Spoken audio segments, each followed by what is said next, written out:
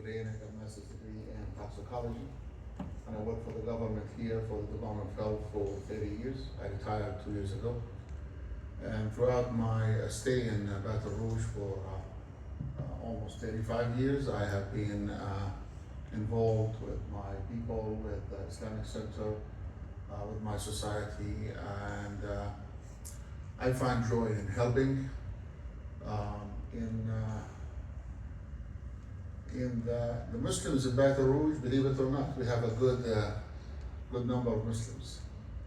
And the way we calculate, we didn't have a very scientific way of finding how many Muslims, but just like any other church, if you have a number of people attend the Mass, our Mass is on Friday, we have about 800 attending the Mass, so I estimate about 8,000 Muslims.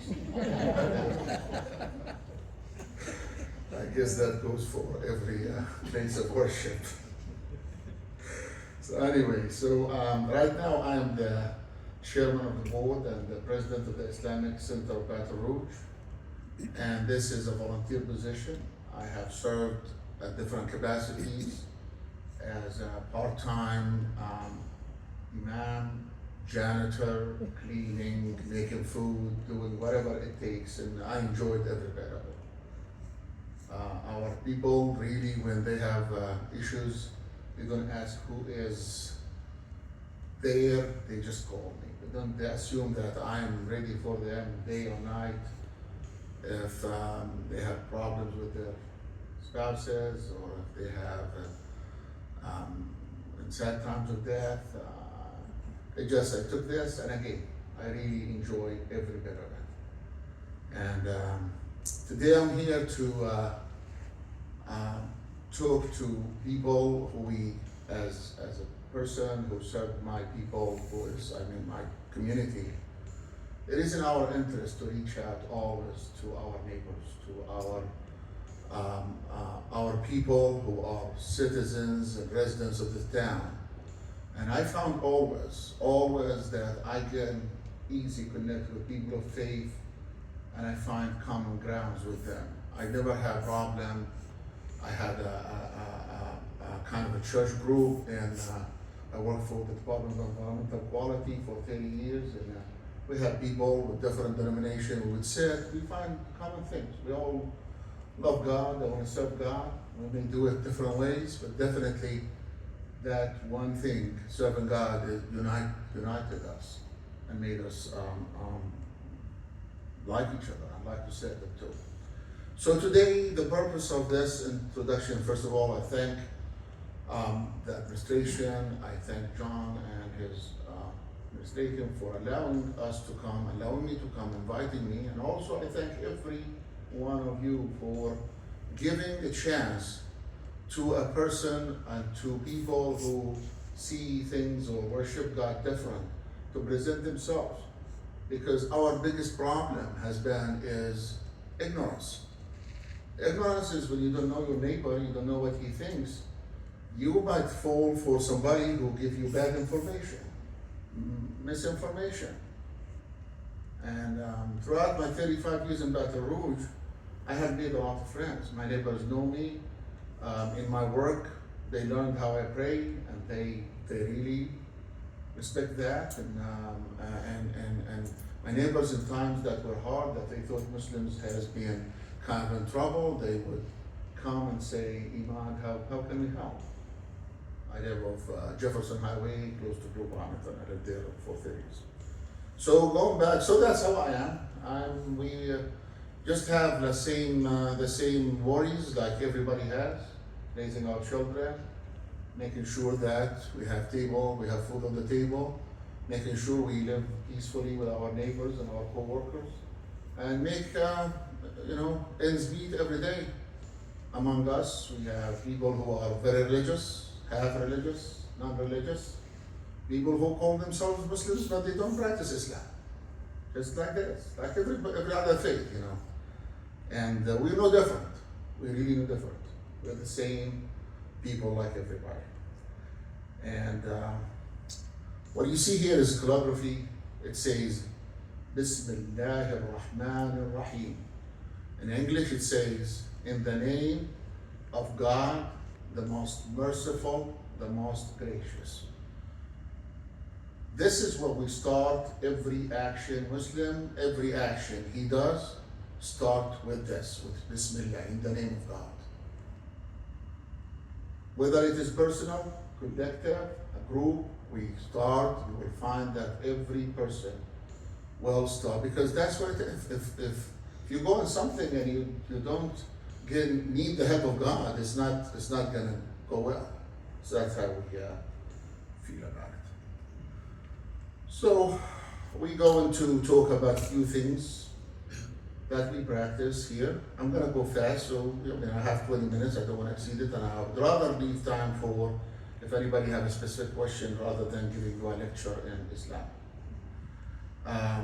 There's few subjects. I'm gonna talk about opening prayer, Allah, who's Allah, what is Islam, what is the faith of Islam, articles of faith, pillars of Islam, Prophet Muhammad, upon him, Jesus in Islam, how we perceive Jesus, and the Quran, and there are other things, that we're gonna see as time.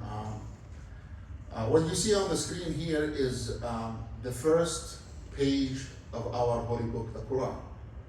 It's a verse that consists of 7 segments. We read it, we pray, Muslims pray 5 times a day, and they do certain moves and certain things, but that page is read in every, we call it rak'ah. That segment is from standing to kneeling to bowing to going with your forehead on the ground. We started with this. And I'm going to recite just how we, like if we are in the mosque, how it sounds. I'm not going to go long, but Bismillahir Rahmanir Rahim. Alhamdulillahi Rabbil Alameen. Ar-Rahmanir Rahim. Maliki Yawmiddin. Iyaka na'budu wa iyaka nasta'een. I seek refuge in Allah from the rejected Satan, in the name of Allah, the entirely the merciful, the especially merciful. All praise due to Allah, Lord of the Lords, the most gracious, the most merciful, Master of the Day of Judgment. You alone we worship, and you alone we seek us for help. Guide us to the straight path, the path of those who you bestowed on them, not those who have earned your anger or your wrath, not those who went astray. That's the meaning of that segment. And it's called the opening chapter. I like to start with it. The word Allah, and that's how it is in English, and it's I think it's if you in Arabic, this is how it's in Arabic it's written. In the yellow it's in Arabic, and in the Allah is God. Basically, it has no other meaning. Allah is God. A Christian, Palestinian, in Nazareth on Jerusalem, when he read his book, in the holy book, he will read the word every time he say Allah. He say when he tell his son, go, may God be with you. He said, go, Allah be with you. A Christian say it, a Jew say it, and a Muslim say it, because it's a linguistic for God in Arabic. The word al, the first part, we say Allah, al, it's always means that. And ilah, the rest of it, it means God. In Arabic, it is mean God. So you can replace Allah with God at any time. And it is the God, at least we believe that is the God that was worshipped by Adam, Noah, Abraham, Moses, Jesus, and all the prophets that we know about. So I remember back when September 11 happened, there were a lot of misconception and some people. And one of my best friends who works with me, his name is Don Caffrey. He happened to be Catholic. And he came and he was wondering, and he said that he was told that this is Allah that they worship, is not God. So I had to go and make him order a Bible from Amazon in Arabic to kind of show him how it is written, and I was able, thank God, to get him to. I mean, he he liked me so much, and he wanted to make sure that he get that. Anyway, so Allah is God. We worship the same God. We pray to the same God. we believe in the same God. The word Islam, what's Islam? Islam is a religion. Christianity is a religion. Islam is it's the name of the faith. The name of the Islam, it's derived from the word salam, salama, which means peace.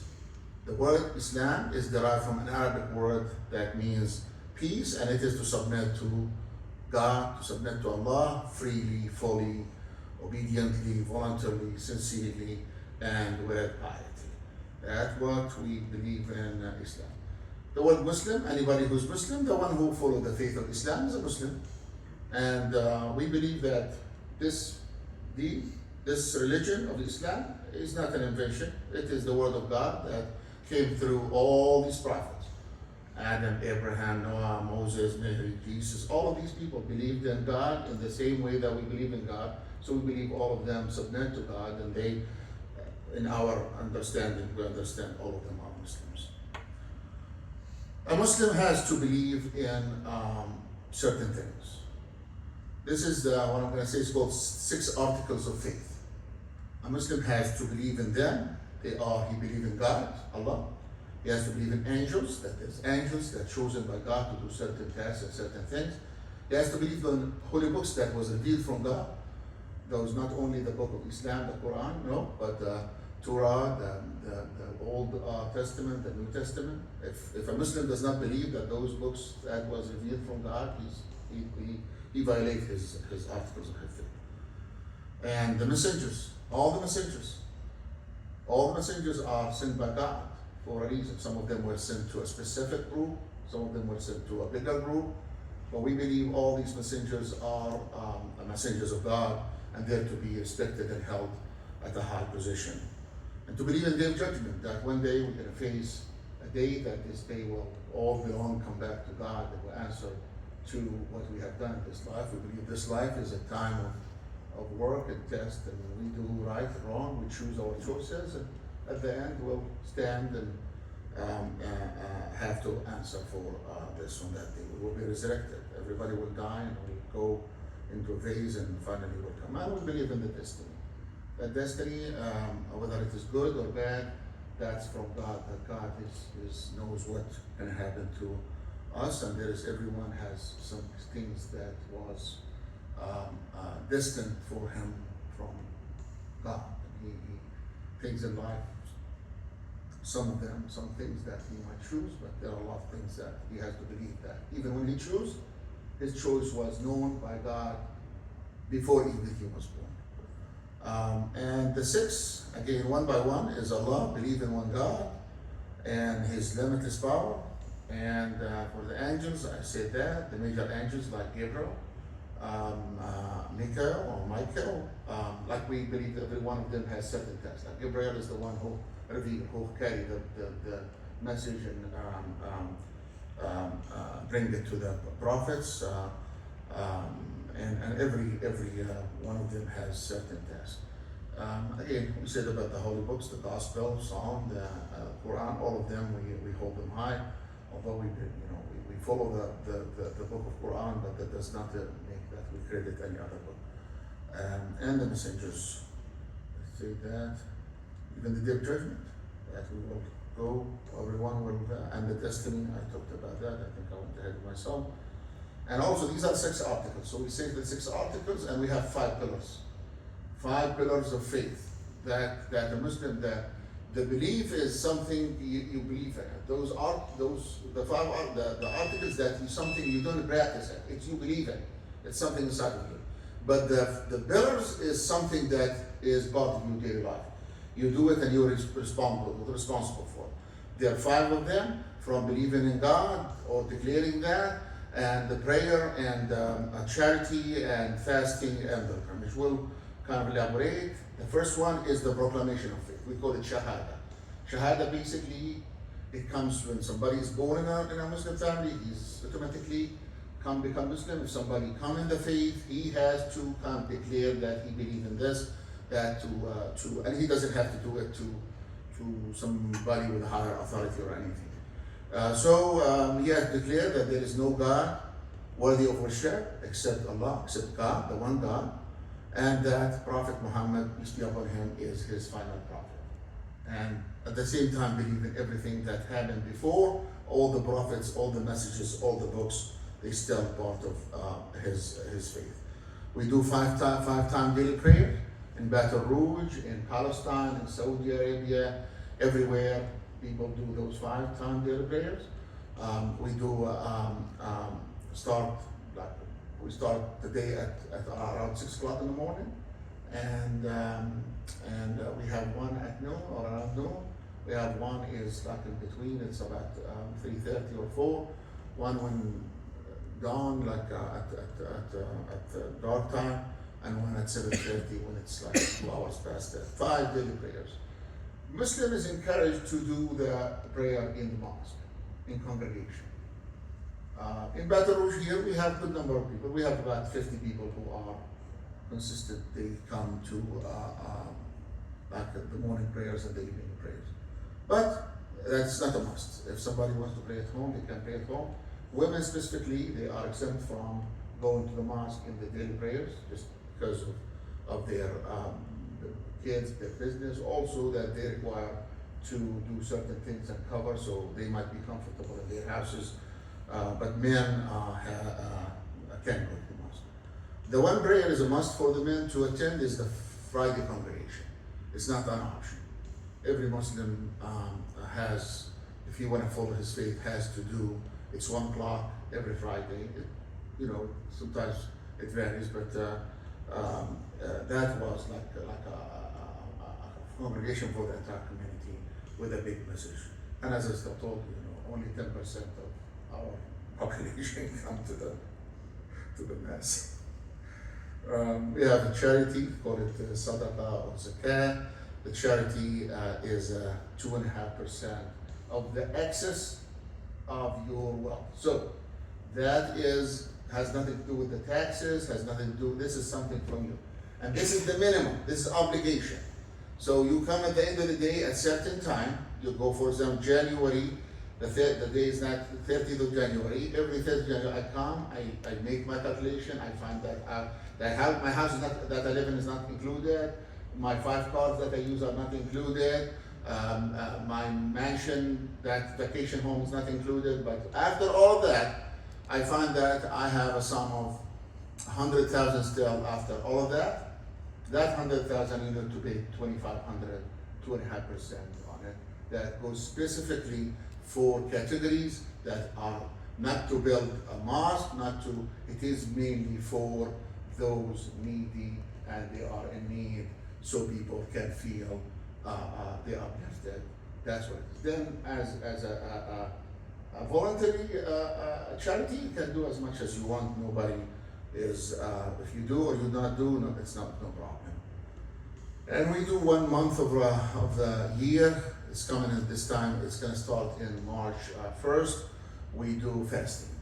Fasting for Muslims is basically for 30 days, and it goes from sunrise to sundown.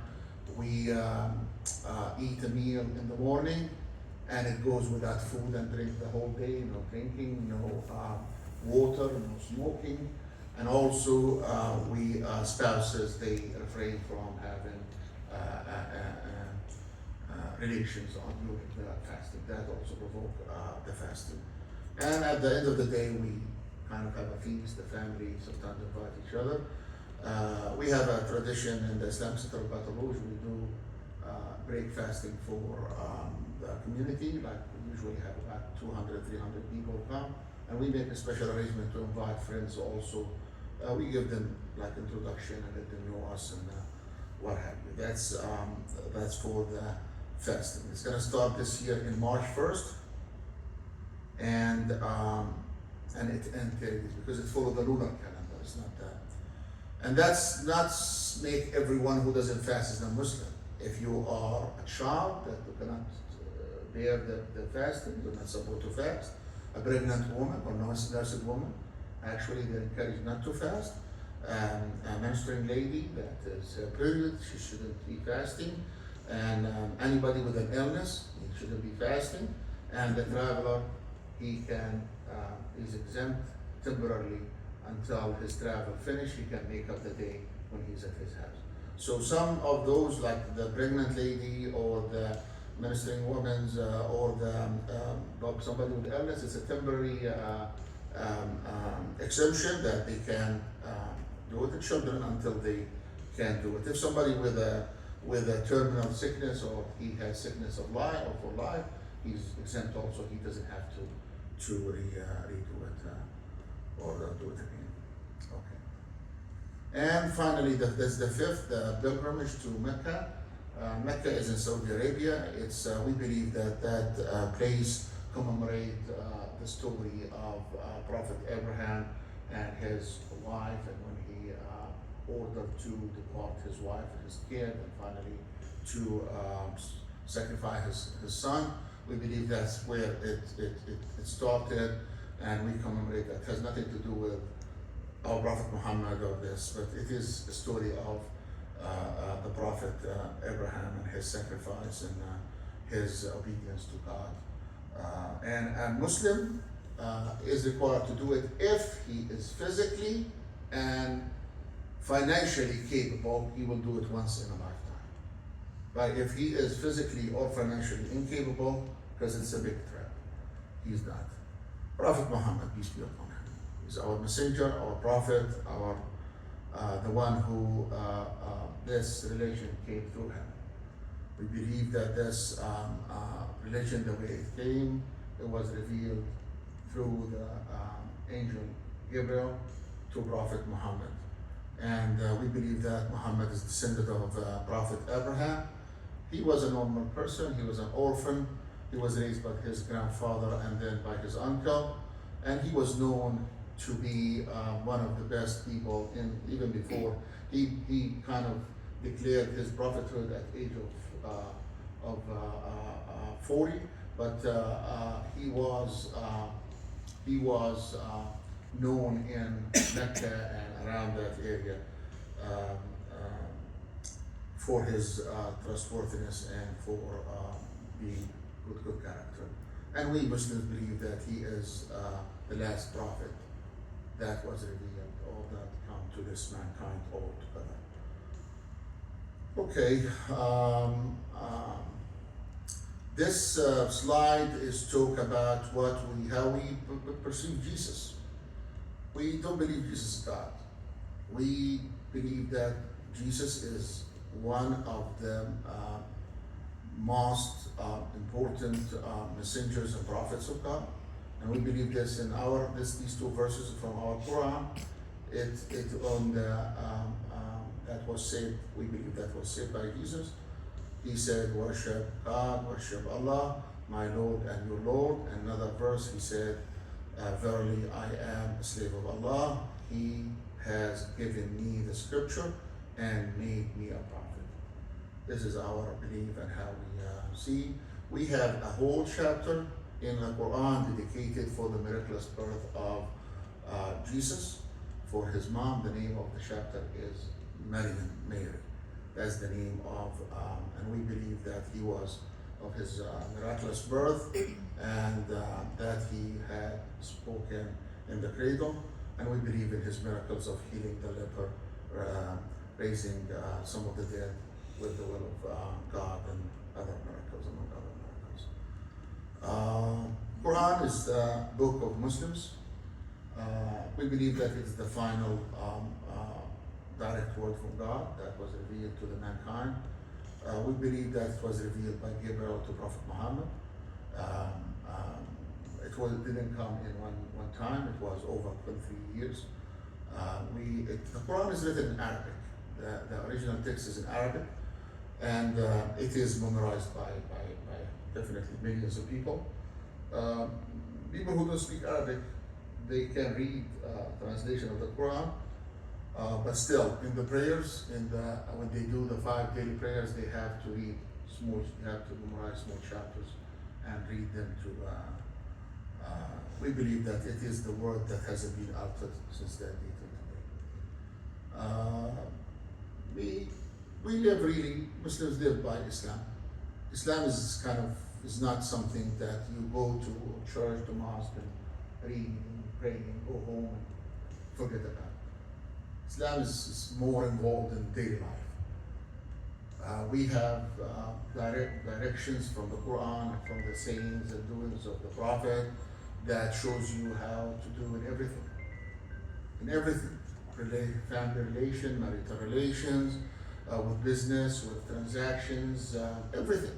With inheritance, with divorce, with child welfare, property rights, business, all this is that. Saying that, that doesn't mean we Muslims come here and we come say, for example, if I have a problem with one of my neighbors, I'm going to say, no, I'm a Muslim. No, we still abide by the law of the land.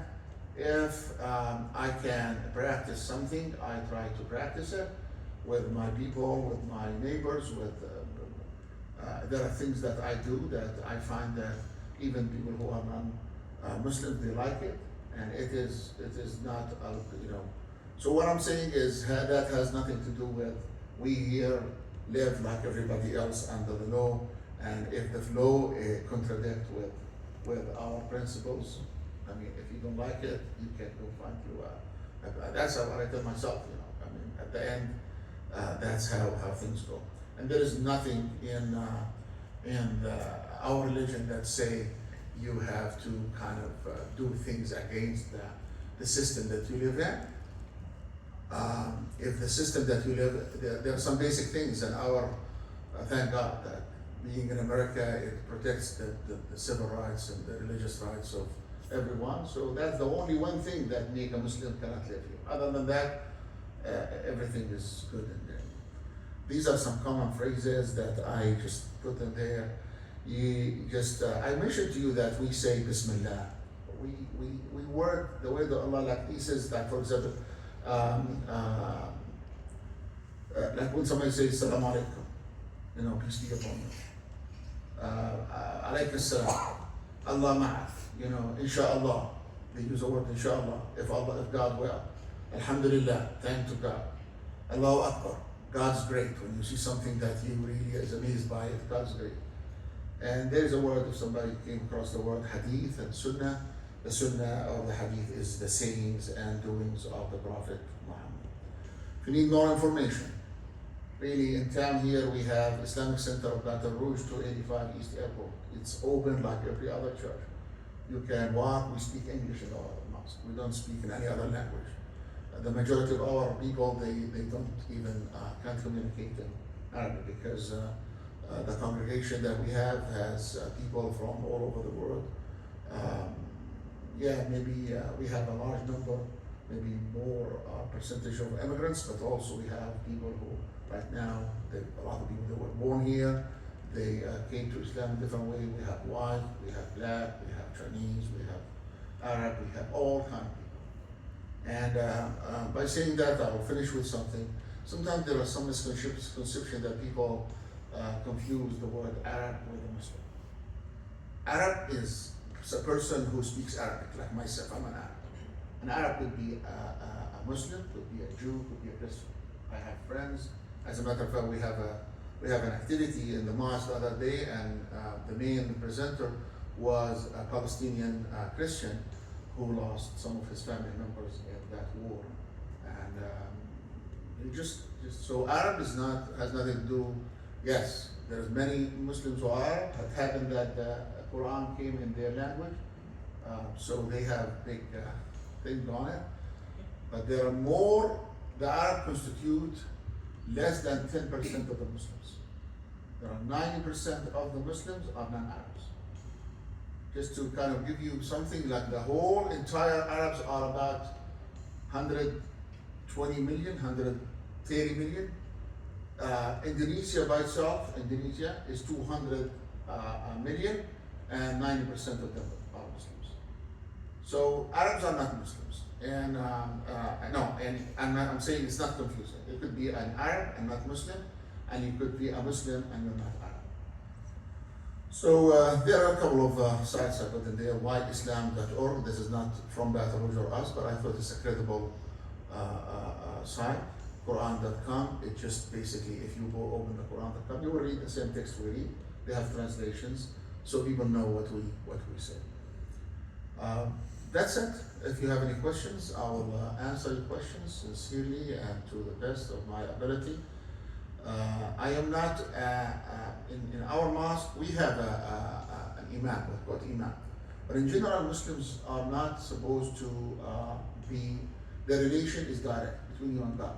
You don't need any human being to kind of get you connected to your God. No. So in the mosque, we usually hire somebody who went to school, and we have an imam. I practiced, I'm a learning person, and I practiced and I lived the life of a Muslim in America. Sometimes even imams who kind of still young or new, they might not be able to come from abroad or something, they cannot present what we have experienced. I lived 35 years among citizens like you, and I have been through situations and answered questions. So if you have anything in your mind, do I know something? Go ahead and shoot it. Do not feel any, I'll be happy to answer. I would rather you ask it and hear the answer from me, not keep it inside you and rely on somebody or an answer you. So this is really, I'm here to answer the question. Thank you, and I'm available now for questions.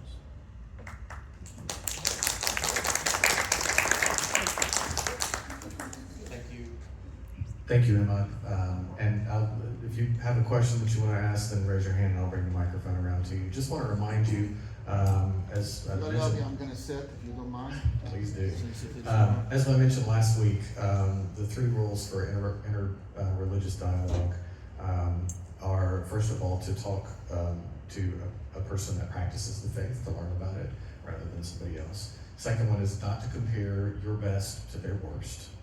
And the third is to look for holy moments of holy envy, of things that are expressed in one religious tradition that might be different in yours, or something that you wish was a part of your tradition. So just keep those things in mind, and the questions that we had and the answers that we given. So I saw Ron's hand first, and I'll come over here. One of the things that's important in my version of Christianity is free will.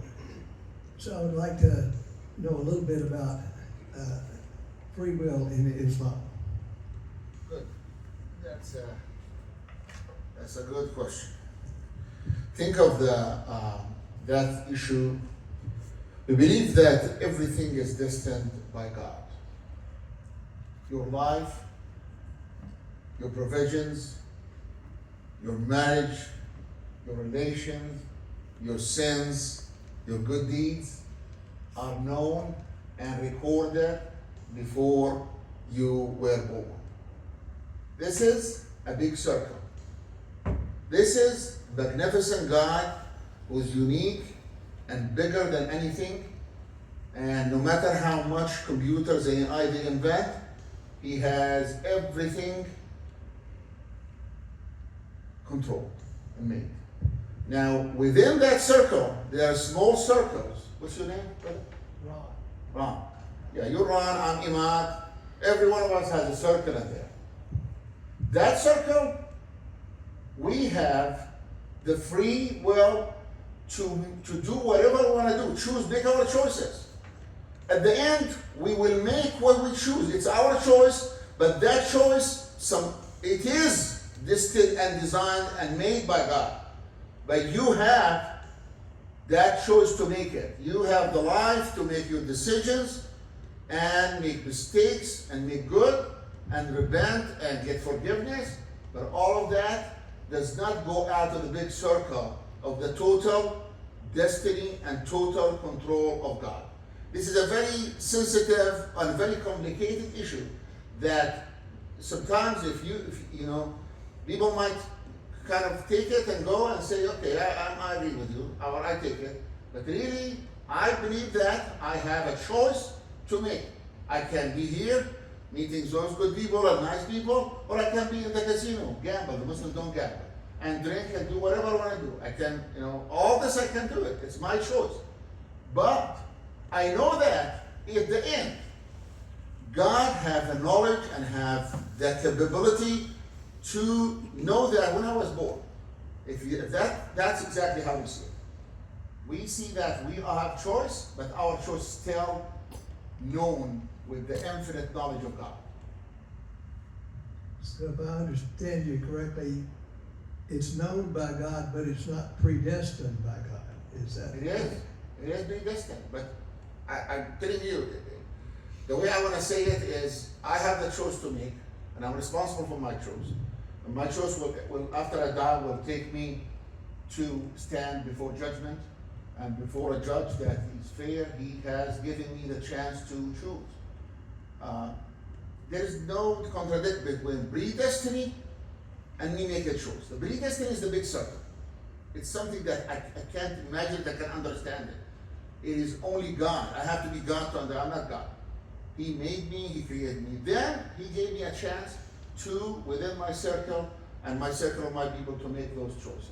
So I believe in a predestiny, and I believe that still I have the free choice to make my decisions and my choices, and I'm responsible for it. It's hard to I mean, that's something settled in my heart. If you'd like to sit down, you can use this. I'm fine. I feel like that. You Linda, aren't you? No, Oh. Patsy. Patsy, I'm sorry. But we have talked before. You did?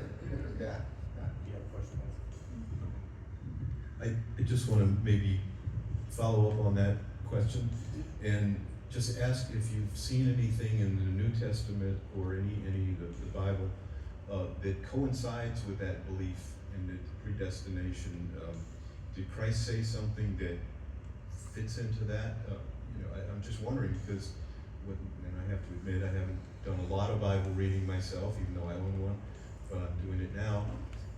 I've seen some statements in some of the Gospels that, Jesus is saying, God is within me, and, it's like He's following a definite script or path, in His mission. So does that fit into what you're talking about, predestination? It does. I can't, if anybody want to help me with that, you can bring something from the Old and New Testament. But our belief of the sayings of Jesus, we have, as I read the two verses from the Quran, there are multiple verses that we believe that it's the sayings of Jesus, that He has said that He has a certain mission, He is destined from God, He was sent to do certain tasks, and He has done it. I don't know, did this fit in your kind of, I just want to really, to me, I'm learning as much as y'all. I'm not an expert on this, but I'm trying to, this is really very deep thing that it requires belief to get through it. You're supposed to start with Yeah, we we can talk jump about right that. into it. Yeah, if anybody has other questions, I can sit and talk. But, Go ahead, just get that yeah. done and Phil will come back to you. I really don't have a question, but I have a comment. Yes, Jesus taught us that we're supposed to love everybody. We're supposed to love our enemies. We're supposed to love people of different religions. But we don't do a very good job of that a lot of times. And I remember you know, do we? in the past, I would be in a grocery store or somewhere and I would see some person that was obviously a Muslim. And I said, oh, you're a Muslim, walk away, But what hit my mind about a year or so ago, I realized that when Abraham sent Hagar and Ishmael out into the desert, she was about to starve to death. God had told Abraham that He was going to make him a great nation, but He also told Hagar and Ishmael that He was going to make them a great nation also, which made me think, God must love them like He loves us. That's my only comment. Definitely. And for just to add to this, the story of these stories that is like the stories of Abraham and Hagar and Sarah and Ishmael and Jacob and all that, Isaac, and all this is the same stories that were mentioned very much in. If you come close, there might be little variations, but they are in the Quran. I believe in them. They're written in a certain way in the Quran. But yeah, this is a fact. If we can overcome this ego of ourselves, we will do better definitely. Again, I'll mention Don Caffrey when that circle of study we did. He said, Emad, you make a good Catholic. He said, Don, you make a better Muslim. So, yeah. I think we have a question here. I think you mentioned the word piety twice in your presentation, and in both instances, the word that stuck out to me in context was humility. Does that make sense to you? No. No, okay. So you- Piety, it has a word in Islam called at-taqwa. It is a complicated word, but we have the best thing that we came close to translated is piety. The taqwa is basically to account for yourself before you get accounted. You worship God as if you see Him in front of your eyes, because indeed, if you don't see God, God sees you in every situation you're in. So if that makes sense, it is more of humility is part of it, but it's more accountability, watching for God. But we found sometimes we use piety is consciousness of God with piety, with humility. All of this come together. But it comes from a word called at-taqwa.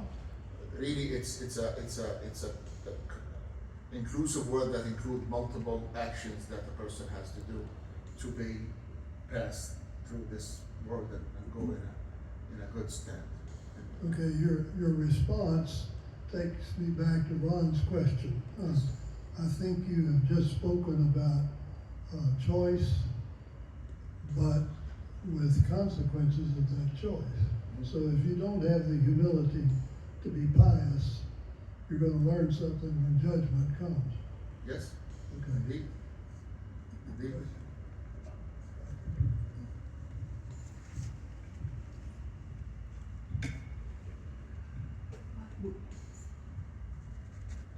We've seen a lot of changes taking place with regard to women. And I was curious, it seems to me there were a lot of restrictions in the past that were placed on women, which are kind of being relieved a little bit today. Were those restrictions kind of original with Muhammad, or were those just interpretations of Muhammad's teachings after his death? Okay. You're talking about changes among the Muslims? Yes. With Yes. Muslim women? Okay. Yes. No, we follow Muhammad. We follow what he did. So if he tells us his women will cover, and the women will cover, we cover. If he tells us to do certain prayers, we will go to walk the street, we do those prayers. We told us the men, they're encouraged to grow beard, and we grow beard to kind of, it's not for good look. I grow beard because I believe that I am closer to God by having a beard. That doesn't make the person without a beard. These are all things it's not among the things that make you Muslim or not Muslim, or will be judged by them. But the more you imitate and do what your prophet did, is gonna bring you higher in this faith and bring you easier faith. Women, there is no real restrictions on women. You got to talk to one good woman that is been practicing Islam. The only restrictions that women have, if the West can see it, is that our women cover. My wife, in the United States, she never heard a word like, really she's a stylist. She kind of big hair things and hair cover, and hair dresses and all of that. And sometimes she goes to the mall and people come on her for her dress. And that's so. Let's take the cover. There's nothing in my household. Just the way you deal with your wife, I deal with my wife. I mean, I worry about coming late, and I make sure that I'm very disciplined. I take the trash at the end of the day, and I mow the grass, and I do everything. And sometimes I cook. So you know, I do. What I'm saying is really, it's a misconception that women were, they were not really abused or misused or prohibited from doing it. Women can have the same rights as men. They inherit, they can have business, a wife and a husband. Islam does recognize the personal wealth of a woman. Like if the woman has her own business, there's no community property in Islam. So if she worked hard and she went and made a business and she became a millionaire, if he's nice and she want to be nice to him and give him something, she's welcome. If not, and if she, this is the truth. And if she, God forbid, like if she divorced him, he cannot take a penny. And the same thing for the man. I'm not saying now this is especially for the woman. So there were no restrictions. There was his wife, his first wife, the prophet. She was a big merchant. She was a very rich woman, and she's the one who proposed to him. And throughout his, then the life of the Muslims that come this way, I believe it's similar. Now there are some cultural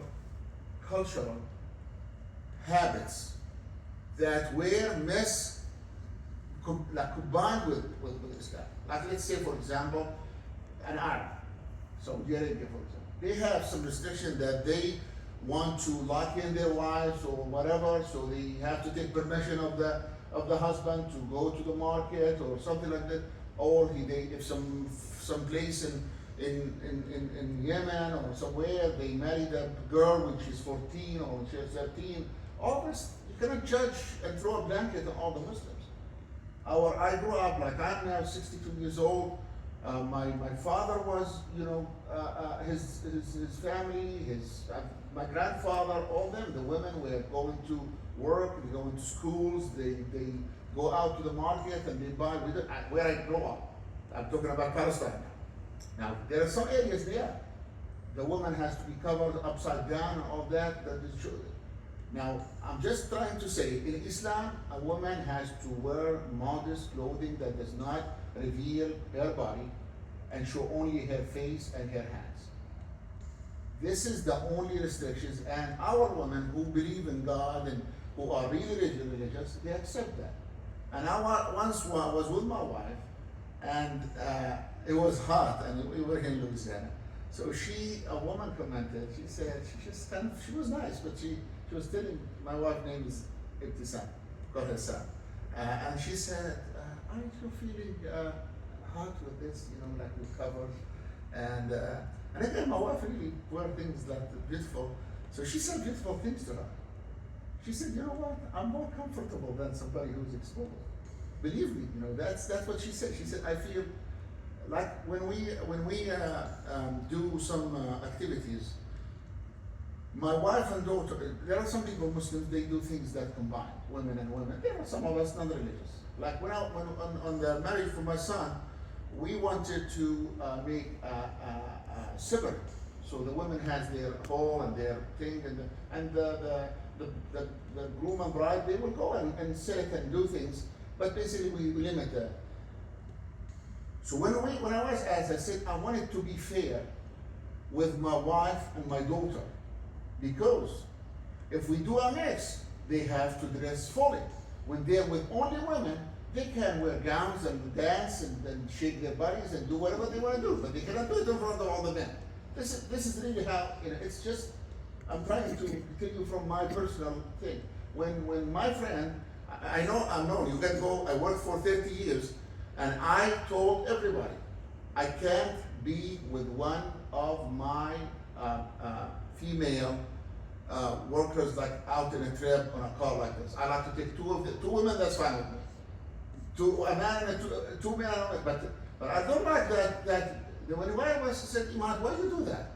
I said, because I want to be fair. My wife doesn't do this to me. So she always abides by certain things, and I like to be fair with her, and I abide by this. And believe me, I'm not making this up. I lived all my life like this. If you're a carpenter and you have a job in my house, you knock on my house, she would say, please come and deal with my husband's here. And at the same time, I have a business, and one of my workers, she's young, but she said, Mr. Nofal, why you have to call? I called an Uber for her. She said, I'm a Uber. Why don't you take your car? I said, I want to be fair with my wife. I can't, and I'll pay for your Uber, but I want to. That's just. I want everybody to be open his mind and his just and feel like it's not something. You know, it just we kind of grow up like this, and we love it. That doesn't mean we discredit or think of everybody in a less way. I hope I explained myself. Yeah. Okay? What's the Islamic understanding of forgiveness of sin? It is a great thing. It is a big thing. There's an ayah in the Quran, there's a verse that says, O my servants that had ingress on themselves with sins, do not despair of the forgiveness of God. God will forgive all sins. We believe there is no sin that cannot be forgiven. As long as you still have a life and you come back to God with sincere heart and sincere repentance, He will forgive that sin. Doesn't matter, big or small. Doesn't matter if you lived all your life in sin and you decide a few hours before you die with sincerity, you come back, He will accept. Allah will forgive all sins. But it got to come from you and from the servant. He comes, oh God, I have done it 50 years, but now I want to come back to you. So we completely believe in that forgiveness. There is no limit to it. All forgiven. Okay. But a man shouldn't wait. A man or a woman shouldn't wait too long because nobody knows what he can do. Today is the day.